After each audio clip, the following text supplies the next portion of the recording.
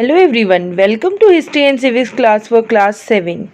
We were doing lesson number 8 of history, the Mughal Empire, which is on page number 83 of your History and Civics book.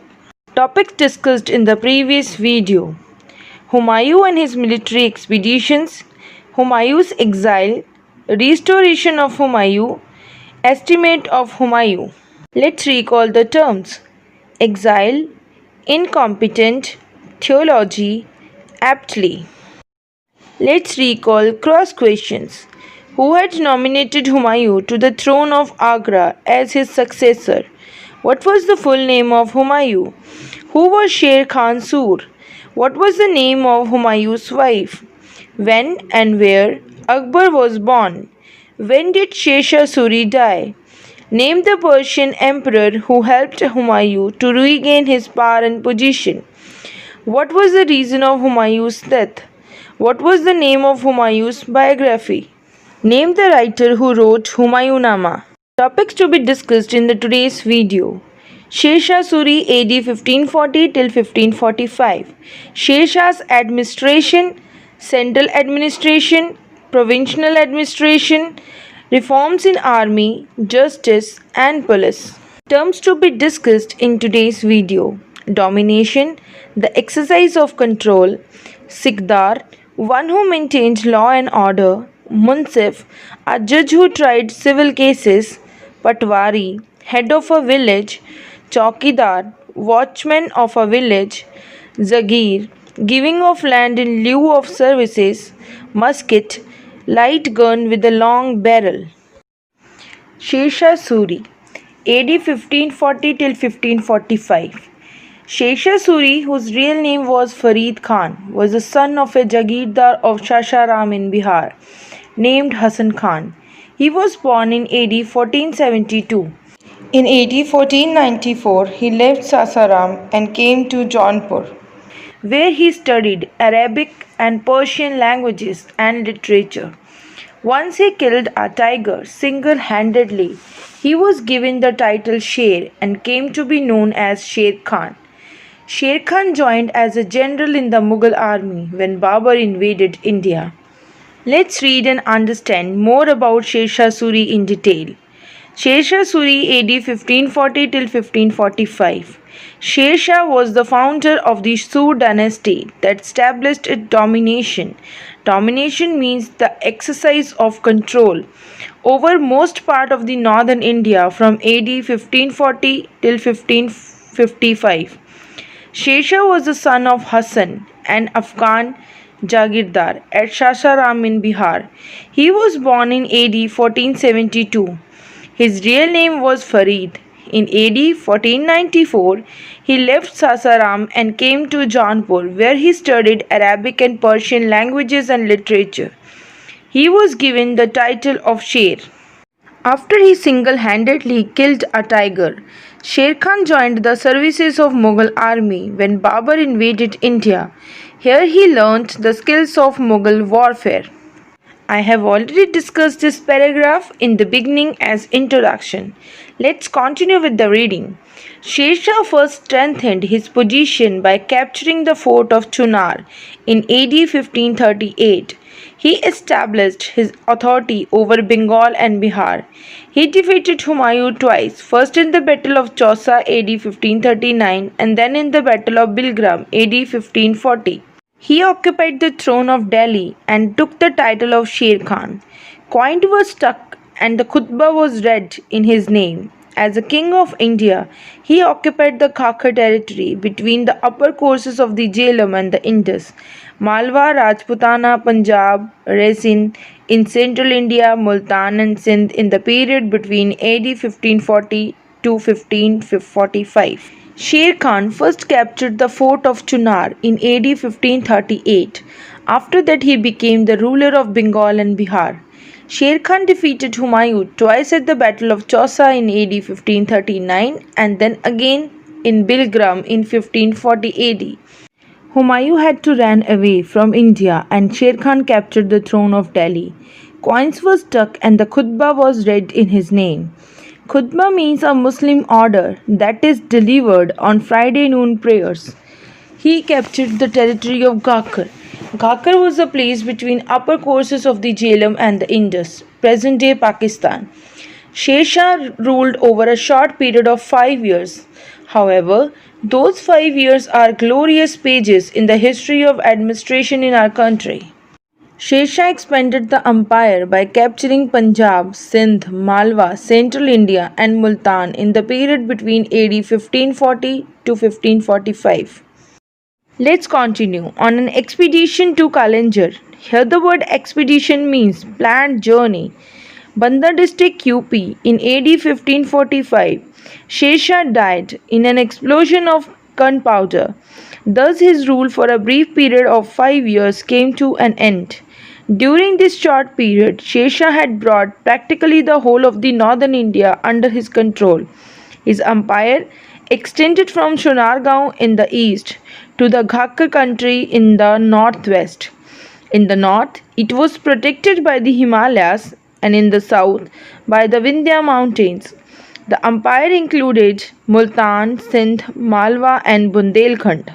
Sher Shah died on 22nd May AD 1545 during the siege of Kalinjar fort in Bundelkhand, where he ordered his soldiers to blow up the walls of the fort with gunpowder. But accidentally, he himself was seriously injured and died due to the explosion of gunpowder. In his short span of time, he had brought practically the whole of the northern India under his control. His empire extended from Sonargaon in West Bengal in the east to the Ghakkar, present-day Pakistan, in the northwest. In the north, it was protected by the Himalayas. In the south, it was saved by the Vindhyas mountain. The empire includes whole of the northern India up to the central highlands. The empire included Multan, Sindh, Malwa, and Bundelkhand. Sher Shah's administration. Although Sher Shah ruled for a brief period, yet he established a sound system of administration in India. Sound means good. He was a great reformer who administrated the country on the principles of the welfare state. He was a benevolent despot. Benevolent means kind, and despot means a person who has the supreme powers, who reformed the civil, military, and the judicial administration of the country. Although Sher Shah ruled for a brief period of only 5 years, but he established a very good system of administration. He was a kind ruler. He was the ruler who had all the supreme powers in his hand and was one of the greatest administrators of medieval India. He introduced many reforms in civil, military, and the judicial administration of the country. Let's read and discuss more about his administration. Central administration. Sher Shah was the head of the central administration.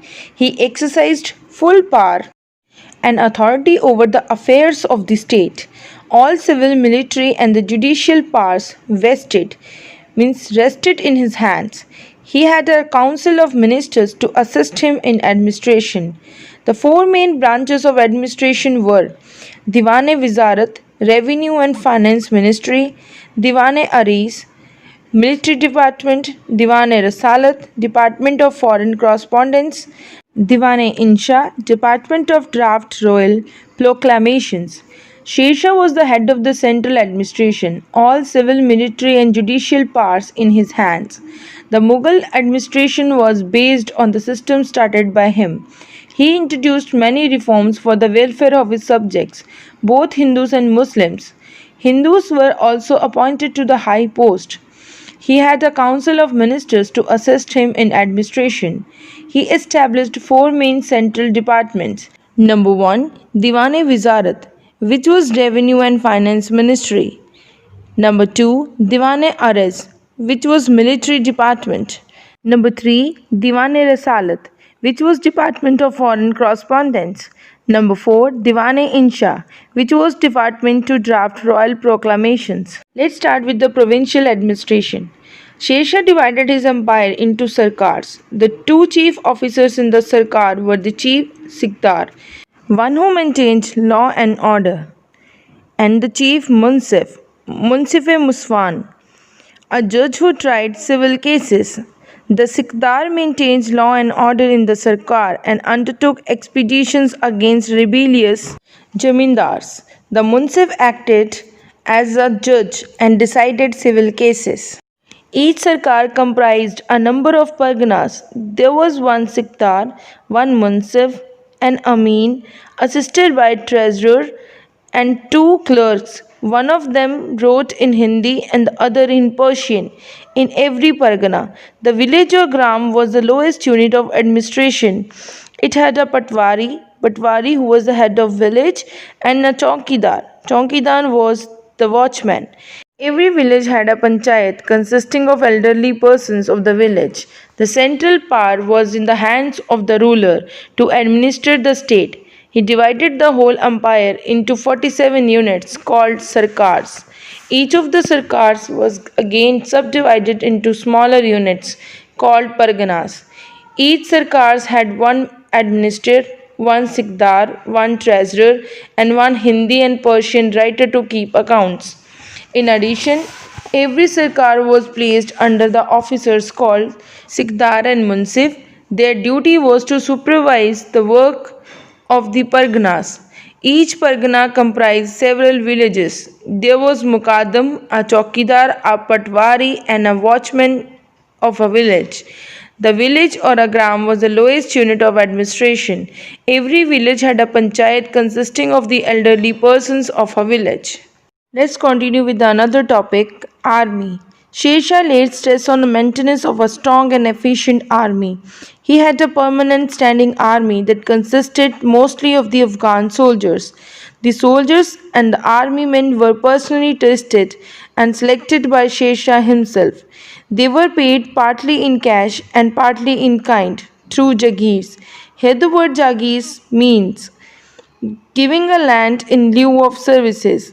Sher Shah revived the practice of branding the horses, dag, and preparing the descriptive role of soldiers, chehra. The promotion of army men depends upon mainly upon their merit and their service performed in the times of need. Sher Shah Suri set up a strong and efficient army. He had a permanent standing army. The soldiers of the army personally tested and selected by Sher Shah himself. He himself recruited the soldiers and fixed their salaries. The soldiers were paid in cash and also through jagirs. Though most of the Sher Shah Suri's soldiers were Afghan or Pathans, Hindu also hold high positions in the army. He maintained the hulia, a descriptive role of the every soldiers to avoid any confusion in the army. He also introduced the system of dag or branding horses. His horses were branded with the imperial sign, royal sign, so that horses of inferior quality would not be substituted. The kind of branding the horses was called dag or branding system. The promotion of army men depend mainly upon their merit and their services performed in the times of need. Let's continue with the reading. The army of Sher Shah mainly consisted of cavalries. Cavalry means soldiers fought on horseback, and infantry. Infantry means soldiers who fought on foot. The infantry was armed with muskets. Muskets were the light guns with long barrels. The artillery branch had guns and cannon of different calibers and efficiency. He divided his army into various divisions, and each division was kept under a commander. Efficiency and discipline were the main features of his army. Sher Shah maintained a large army which was well trained and disciplined. The army comprised of cavalry, infantry, and war elephants. The infantry was armed with big guns called muskets. The artillery branch had guns and cannons of different calibers and efficiency. He divided his army into various divisions, and each was kept under a commander. Efficiency and discipline were the main features of his army. Let's read further. Justice. Sher Shah established an efficient system of justice. He himself listened to appeals and cases. Next to him was the chief Qazi, who was the head of the departments of justice. Every district had one Qazi who decided criminal cases and one Munsif who decided civil cases. Sher Shah particularly saved the poor and distressed from torture and injustice. He was impartial and showed no preference even to his relatives in matters of administrating justice. Sher Shah established a efficient, strong, and well maintained system of justice. He improved the judiciary system. In every pargana, there was a Amin, and in every district, a Qazi to decide the judicial cases. Besides, the Sikdar headed the criminal courts. He did not allow any distinction on the basis of religion, caste, or creed. He even laid down rules and regulations for every branch of administration. Sher Shah gave strict orders that if robbery or murder took place within the hands of Muqaddam, he should bring the culprit to catch within a reasonable time. Chief Qazi was the head of the judicial department in the kingdom. The king held his court once a week and he himself listened to appeals and cases. As a result of these strict and efficient measures, life and property remained secure under Sher Shah's rule. Let's move further. Police. There was no police department during the reign of Sher Shah. The army performed the dual functions of protecting the country from the foreign invasions and maintaining internal peace and security. In the Pargana, the Chowkidar kept a watch over thieves, robbers, and other mischievous persons. In the village headman was responsible for peace and security. There was no police in the rule of Sher Shah Suri. The army performed the dual duties. It protected the boundaries of the countries from the foreign invaders and also responsible for maintaining internal peace and security. The village headman was responsible for the peace and security in the villages. In the Parganas, the Chowkidar kept a watch over the thieves, robbers, and other mischievous persons. This is the end of today's topic. I hope you understood the topic and you are able to solve some exercises by yourself. Don't forget to learn the terms. I'll come with the next video. Thank you. Have a nice day.